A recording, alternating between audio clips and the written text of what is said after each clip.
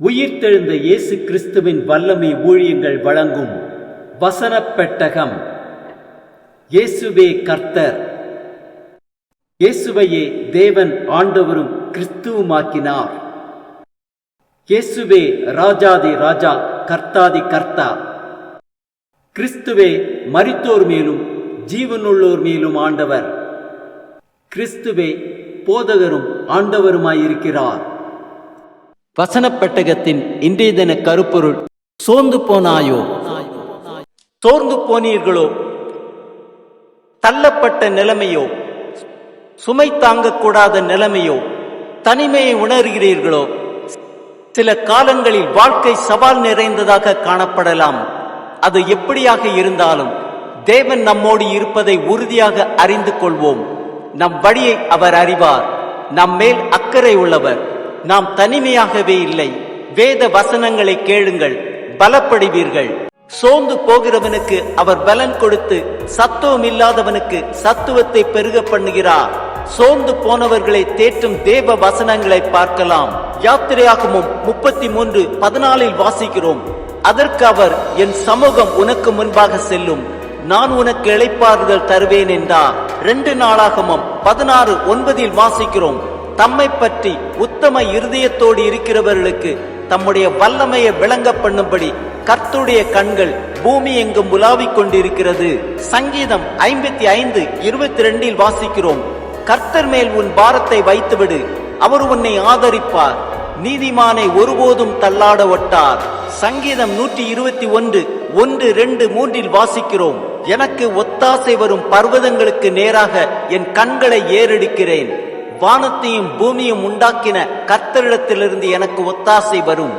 உன் காலை தள்ளாட ஒட்டார், உன்னை காக்கிறவர் உறங்கார். சங்கீதம் 105:4 வாசிக்கிறோம். கர்த்தரையும் அவர் வல்லமையையும் நாடுங்கள், அவர் சமூகத்தை நித்தமும் தேடுங்கள். சங்கீதம் 18:3 வாசிக்கிறோம். துதிக்கு பாத்திரராகிய கர்த்தரை நோக்கி கூப்பிடுவேன், அதனால் என் சத்துருக்களுக்கு நீங்களாகி ரட்சிக்கப்படுவேன். சங்கீதம் 138:3 வாசிக்கிறோம். நான் கூப்பிட்ட நாளிலே எனக்கு மறு உத்தரவு அருளினீர், என் ஆத்துமாவிலே பலன் தந்து என்னை தைரியப்படுத்தினீர். சங்கீதம் 145:18 வாசிக்கிறோம். தம்மை நோக்கி கூப்பிடுகிற யாவருக்கும், உண்மையாய் தம்மை நோக்கி கூப்பிடுகிற யாவருக்கும் கர்த்தர் சமீபமாயிருக்கிறார். சங்கீதம் 46:1 வாசிக்கிறோம். தேவன் நமக்கு அடைக்கலமும் பலனும் ஆபத்து காலத்தில் அனுகூலமான துணையுமானவர். சங்கீதம் 73:26 வாசிக்கிறோம். என் மாம்சமும் என் இருதயமும் மாண்டு போகிறது, தேவன் என்றென்றைக்கும் என் இருதயத்தின் கண்மலையும் என் பங்குமாயிருக்கிறார். சங்கீதம் 127:3 வாசிக்கிறோம். அவரே தமக்கு பிரியமானவனுக்கு நித்திரை அளிக்கிறார். நீதிமொழிகள் 3:5-6 வாசிக்கிறோம். உன் சுய புத்தியின் மேல் சாயாமல் உன் முழு இருதயத்தோடும் கர்த்தரில் நம்பிக்கையாயிருந்து உன் வழிகளில் எல்லாம் அவரை நினைத்துக்கொள், அப்பொழுது அவர் உன் பாதைகளை செவ்வைப்படுத்துவார்.